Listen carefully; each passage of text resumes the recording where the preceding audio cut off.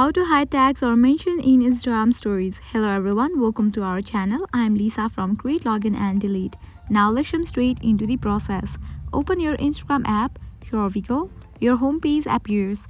At the top left corner, you will find this option of your story. Tap on it. Now your gallery will open up. From here, you can easily select any of the picture or video to upload in your story, tagging your friend, or also you can click it. For now, I will be just selecting this one picture.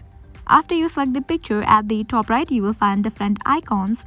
Tap on this one smiley kind of icon. Now head towards this option of mention. Now here you can just type in the name of the person whom you want to tag.